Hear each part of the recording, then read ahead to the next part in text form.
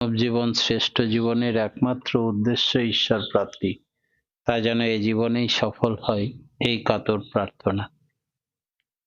পরম দয়াল শ্রী শ্রী ঠাকুর সমস্ত প্রশ্নের উত্তর এবার তিনি দিলেন, কোনো প্রশ্নের উত্তর দিকে বাকি রাখলেন না, আর বললেন, আমি যা দিয়ে গেলাম 10,000 বছর আর আসার প্রয়োজন হবে না। তাই দেহরক্ষার আগের দিন পর্যন্ত তিনি বাণী দিয়েছেন, মানুষের সমস্ত প্রশ্নের সুষ্ঠু সমাধান দিয়েছেন। আজকে আলোচ্য বিষয় পুরুষোত্তম এবং মহাপুরুষের মধ্যে তফাৎ কোথায়। অনেকে ভুল করে বলে থাকেন, আমিও যার কাছে দীক্ষা নিয়েছি সেই গুরু কম নয়, সেই গুরু কিন্তু পুরুষোত্তম।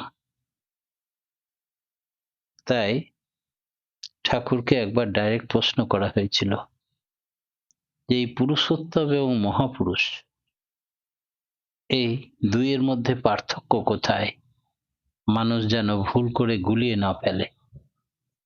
পুরুষোত্তম যিনি আছেন তিনি হচ্ছেন ওয়ার্ল্ড টিচার, বিশ্ব শিক্ষক। তার একটা সর্বতোমুখী বিকাশ থাকে। তিনি আসেন সমগ্র দুনিয়ার জন্য বৈধি বিনয়নী তৎপরতায় জীবনের সমস্ত দিকের সমাধান দিতে। প্রাচীন সঙ্গতিশীল তিনি, বৈশিষ্ট্যপালী আপূরীয়মান তিনি। কোনো মহাপুরুষ যদি ওই পুরুষোত্তমকে স্বীকার না করেন, তাতে যুক্ত না হন, তবে হবে না। কম্পালসারি গ্রহণ করতেই হবে, এছাড়া জীবের মুক্তি নেই, উদ্ধার নেই।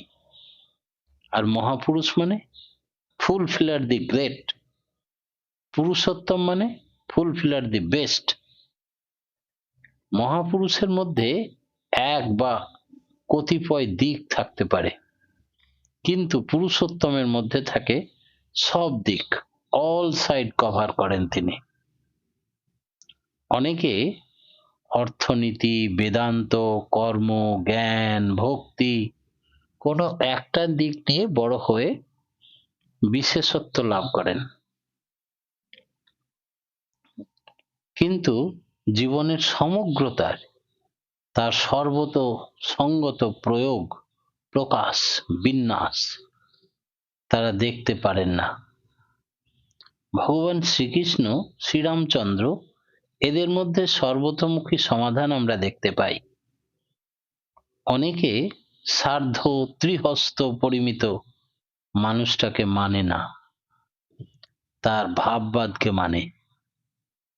তাতে কিন্তু অসঙ্গতি এবং অসম্পূর্ণতা থেকে যাবে। অনেকে আছে বৃন্দাবনের শ্রীকৃষ্ণকে মানে না, মানে কিন্তু পার্থসারথী শ্রীকৃষ্ণ, যিনি যুদ্ধের পরিচালনা করেছিলেন এই ধর্মযুদ্ধে প্রথম থেকে শেষ অবধি, তাকে মানে না। এটা ভগবানের কাজ নয়, এরকম বলে থাকেন বৈষ্ণবরাই। এমন ভাবে নিলে চলবে না, তার সবটাই শ্রীকৃষ্ণ, সমগ্রতায় নিতে হবে তাকে, এবং প্রত্যেকটির কারণ বিশ্লেষণী ও সংশ্লেষণী তাৎপর্যকে বুঝতে হবে। পুরুষোত্তম মানুষের একমাত্র উপাস্য। এখন প্রশ্ন, আমাদের দেশে 12 মাসের 13 পার্বণ, 33 কোটি দেবতা, এক এক দেশে এক এক দেবতার পূজ্য হয়ে উঠেছেন এবং তারা বেশ ভক্ত। তাহলে এত মূর্তি পুজোতে মানুষ যদি বিশ্বাসী হয়, আবার যদি পুরুষোত্তমের আরাধনায় মত্ত থাকে, তাহলে আসল কোনটা, নকল কোনটা? এই প্রশ্ন আমাকে একটি দাদা করেছেন। খুব ভালো প্রশ্ন, ইন্টারেস্টিং প্রশ্ন। যে শাস্ত্রের দিক দিয়ে যদি আমরা দেখি, তাহলে বেদের প্রথম খণ্ডে বলছেন যে সমস্ত ঘটে ঘটে তিনিই বিরাজ করেন, সেই মহাশক্তি। ভগবান শ্রীকৃষ্ণ গীতায় বলছেন, যো মাং প্রদত্ততে বাসুদেব সর্বমিতি স মহাত্মা দুর্লভ। যে আমাকেই সকলের ইতি, সর্বশেষ মনে করে, সে মহাত্মা দুর্লভ। এছাড়া শ্রী শ্রী ঠাকুর অনুকূলচন্দ্র লেটেস্ট অবতার, তিনি শ্রেষ্ঠ পুরুষ, যুগ পুরুষোত্তম। তিনি তার প্রণাম মন্ত্র দিয়েই শুরু করলেন এই সমস্যার সমাধান। ওং ব্রহ্ম পরব্রহ্ম কুলমালিক। কুলমালিক মানে প্রকৃতি কুলের স্রষ্টা, দেব কুলের স্রষ্টা, জীব কুলের স্রষ্টা, সমস্ত কুলের যিনি স্রষ্টা তিনি কুলমালিক। আর বললেন সর্বদেবময় গুরু, সমস্ত দেব দেবী আমার গুরুর মধ্যেই নিহিত আছেন। সেই জন্যে আলাদা করে সৎসঙ্গীদের আর বিভিন্ন দেবদেবীর মূর্তিতে আচ্ছন্ন হওয়ার প্রয়োজন হয়নি। আর তিনি শ্রেষ্ঠ ভক্ত, যিনি, যার এই বোধ হয়েছে। যাদের বোধ হয়নি তারা ভিন্ন দেখেন। বৈষ্ণব শাস্ত্র বলে, যাহা যাহা নেত্র পড়ে তাহা তাহা কৃষ্ণ পুরে। অর্থাৎ সবকিছুর মধ্যেই এই বিশ্ব স্রষ্টা, ব্রহ্ম পরব্রহ্ম। এই যদি না হয় তাহলে গুরুর গুরুত্ব কোথায়? সেই জন্যে আমার গুরু শ্রেষ্ঠ গুরু, পুরুষোত্তম শ্রেষ্ঠ পুরুষ। আজকে বিবেকানন্দ যখন চিকাগো শহরে 3 দিন ভাষণ দেওয়ার পরে বহুদিন সে দেশে ঘুরে ঘুরে বিভিন্ন জায়গায় আরো ধর্মীয় সভা করলেন, এবং একটি ইংরেজ মা খুব ভক্ত হয়ে উঠলেন। হঠাৎ তার মনে প্রশ্ন হলো, বিবেকানন্দকে প্রশ্ন করলেন যে, আপনারা তো হিন্দু ধর্মের প্রচার করেন, কিন্তু আমাদের খ্রিস্টান ধর্মে, মুসলিম ধর্মে কখনো হাজার দেবদেবতার পুজোর কথা, আরাধনার কথা বলা নেই। তো তিনি এক এবং অদ্বিতীয়, আপনাদের কেন হাজার মূর্তি? তাহলে আসলটা কোনটা আর বাকি নকলটা কোনটা? বিবেকানন্দ সঙ্গে সঙ্গে সেই মাটিকে বললেন, এই যে আপনি কানে দুল পড়েছেন সোনার, কেন পড়েছেন? বলে শোভা বর্ধন হয়, দেখতে ভালো লাগে বলে। এই যে হাতে সোনার বালা পড়েছেন, কেন পড়েছেন? বলে দেখতে ভালো লাগে, পছন্দ করি তাই। এই যে গলার সোনার হার পড়েছেন, কেন পড়েছেন? ওই শোভা বর্ধনের জন্য, একই উদ্দেশ্য। এই সব সোনাগুলোকে, হাতে সোনার আংটি পড়েছেন, কেন পড়েছেন? ওই একই কারণে, আপনার পছন্দ হয় তাই। এই সমস্ত সোনাগুলোকে যদি এক জায়গায় গলিয়ে একটা ডাব তৈরি করে দেওয়া হয়, নিয়ে আপনার গলায় ঝুলিয়ে দেওয়া হয়, তাহলেই তো হতো। একই পরিমাণ সোনা আছে, দেখা গেল সবগুলো নিয়ে হয়তো 10 ভরি সোনা হলো। তাহলে না, তাহলে বিকট লাগবে, দেখতে ভালো লাগবে না। একটা বলের মতন করে সোনা ঝুলিয়ে বেড়ালে ভালো লাগে গলায়? ঠিক তাই হিন্দুরা বিভিন্ন দেবদেবীর পুজো করেন, এবং এক একটা দেবদেবী এক একটা বিষয়ে দিকপাল। বিদ্যা অর্জন করার জন্য সরস্বতী দেবীর আরাধনা করেন, এবং ঈশ্বর কখন সরস্বতী রূপে বিদ্যা দান করেছিলেন তার ইতিহাস জানে। তাই তারা জ্ঞানী, জ্ঞান অর্জন করতে গেলে বিদ্যা দেবীকে আরাধনা করতে হবে। আবার আমরা যে ডেলি প্রত্যেকে আহার যোগান যিনি লক্ষ্মী, তাই মা লক্ষ্মীর আরাধনা করতে হয়, পুজো করতে হয়। এমনি করে এক একটা ডিপার্টমেন্টের জন্য এক এক দেবদেবীর উপাসনা করে তাকে সন্তুষ্ট করে। আর মূলত ওই সোনা সবকে যদি এক করে দেওয়া যায়, তাহলে মূলত অলমাইটি গড। তাই তারা জ্ঞানী ব্যক্তি বলে সকলের মাঝে সর্বদেবময় গুরু, পরম ব্রহ্ম পরমেশ্বর পরমাত্মা, যিনি সকলের স্রষ্টা, তিনি সৃষ্টি করেছেন তার বিধি ব্যবস্থাকে সুপরিকল্পিতভাবে যেমন মন্ত্রিমণ্ডল গঠিত হয় রাষ্ট্র চালাবার জন্য, তেমনি এই বিশ্ব ব্রহ্মাণ্ডের মালিক যিনি, তার বিভিন্ন ডিপার্টমেন্টের দেখাশোনার জন্য এক একজন দেবদেবী সৃষ্টি করেছেন। আর মূলত সেই পরম ব্রহ্ম, পরমেশ্বর, পরমাত্মা, যিনি জড় পদার্থের মানুষকে সজীব করে রেখেছেন। আর তাকে ধরে নিয়ে কেউ যদি কোনো মূর্তিতেই বিশ্বাস না করে, শুধু তার পুজো করে, তবে সব দেবতার পুজো হয়ে যায়। সর্বদেবময় গুরু।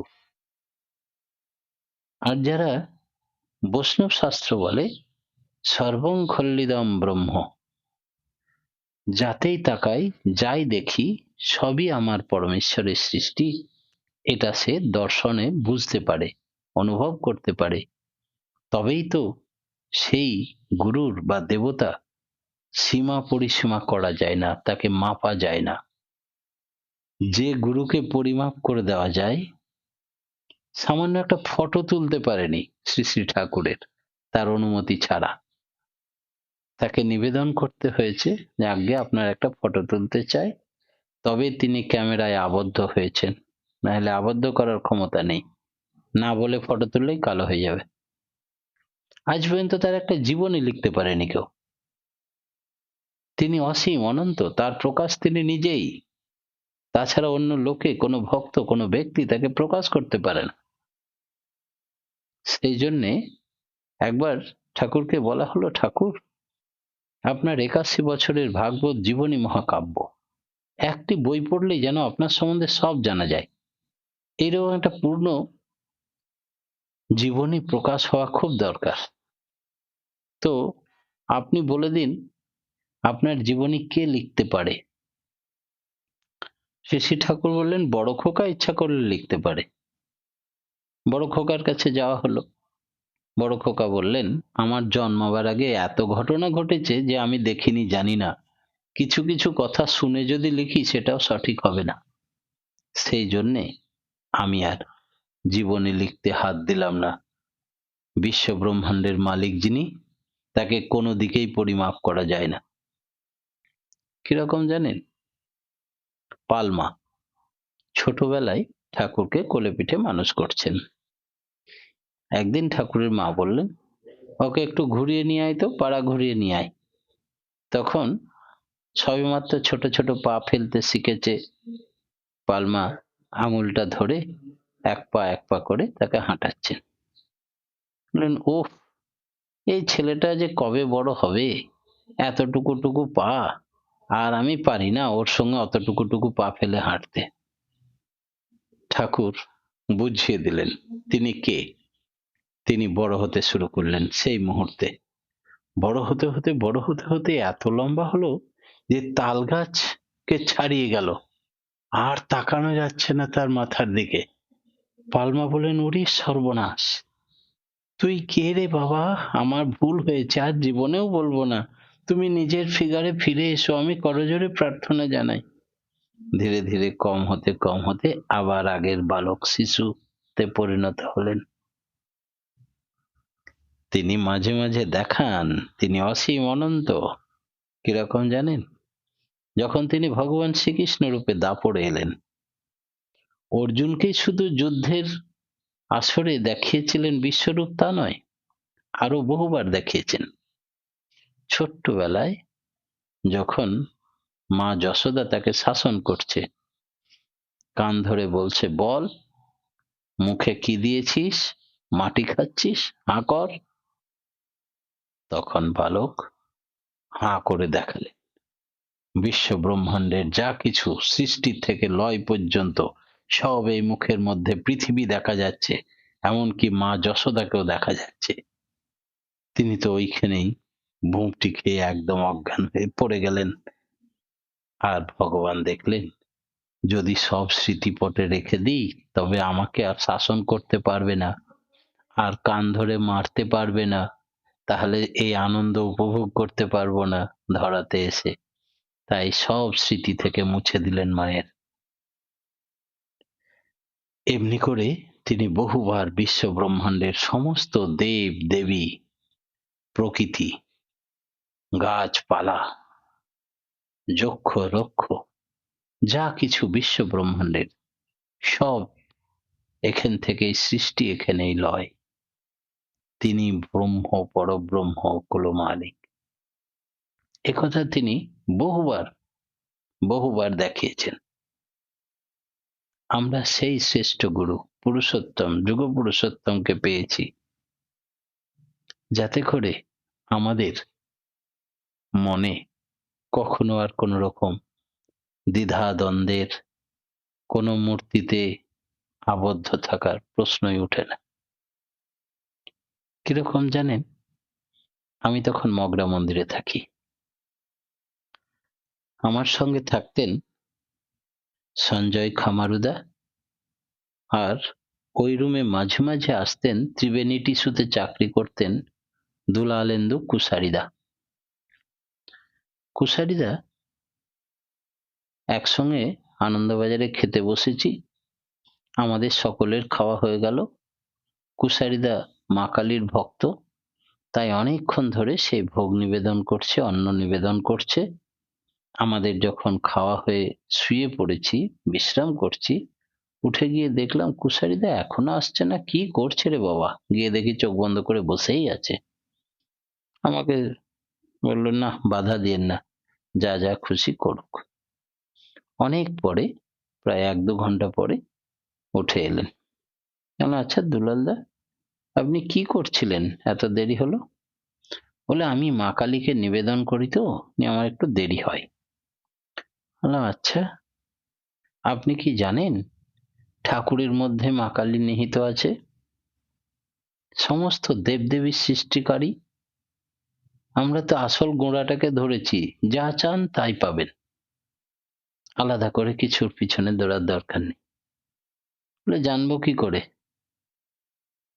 তাও ঠিক, আপনি তো দীক্ষাই নেননি, এই চৈতন্য বোধ জাগবে কি করে?